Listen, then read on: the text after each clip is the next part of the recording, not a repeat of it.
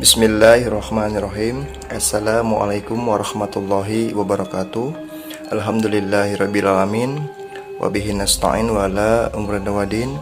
Wassalatu wassalamu ala asrafil anbiya'i wal mursalin. Walhamdulillahi rabbil alamin. Amma ba'du.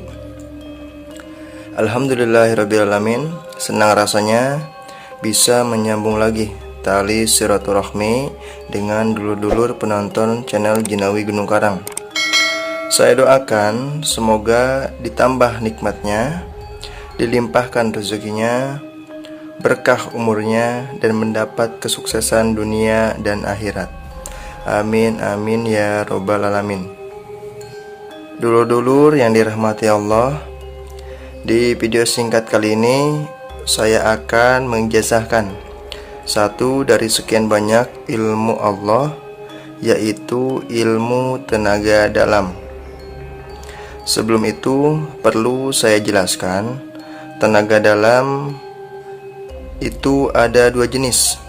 Satu, tenaga dalam yang menggunakan kekuatan bacaan ayat suci Al-Quran, diamalkan dengan cara tertentu dan waktu tertentu.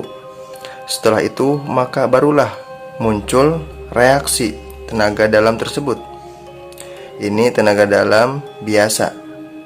Dan yang kedua, kejadiannya terjadi terlebih dahulu. Setelah kejadian itu barulah turun ayat atau doa yang berhubungan dengan kejadian keselamatan. Ini tenaga dalam yang luar biasa. Kali ini saya ingin menjelaskan tenaga dalam yang luar biasa ini. Menurut saya, tenaga dalam masih menjadi perdebatan umat Islam. Ada yang tetap mengamalkannya secara diam-diam, tetapi sebagian lagi terang-terangan menghujat dan menghina bahwa tenaga dalam itu bid'ah, syirik, karena menggunakan kekuatan jin. Karena Nabi Muhammad SAW dan para sahabat tidak pernah mengamalkan doa-doa tenaga dalam. Nah, di sini saya akan jelaskan ayat ini kepada Anda yang tidak percaya bahwa Nabi Muhammad SAW dan para sahabat tidak pernah mengamalkan doa yang berhubungan dengan tenaga dalam. Ayatnya ada dalam surah Al-Maidah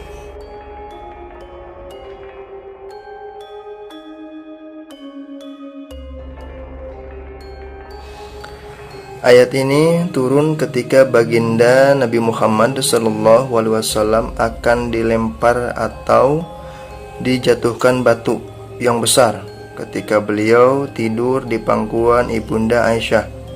Lalu tiba-tiba saja orang yang akan menjatuhkan batu itu terhenti gerakannya.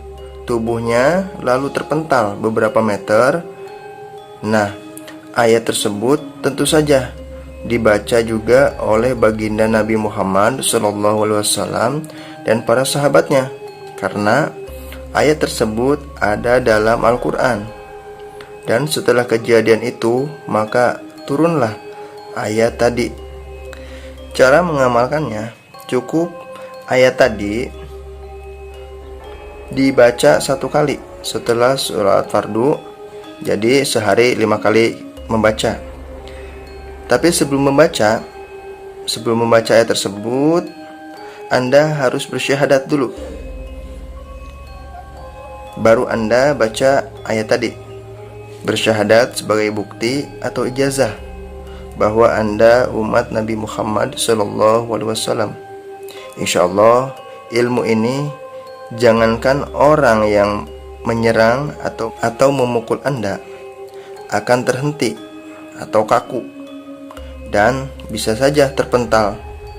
Saya beri contoh salah satu dari sekian banyak karomah yang saya rasakan mengamalkan ayat ini.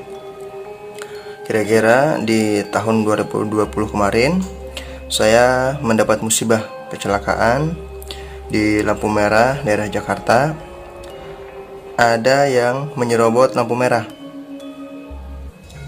sehingga saya dan beberapa pengendara lain tertabrak dari sebelah kanan dan saya terpental jauh, tetapi hanya lecet-lecet saja. Sedangkan si penabrak meninggal di tempat dan banyak yang terluka parah. Saya yakin Allah melindungi saya karena pelantara ayat yang sering saya amalkan ini. Jadi termasuknya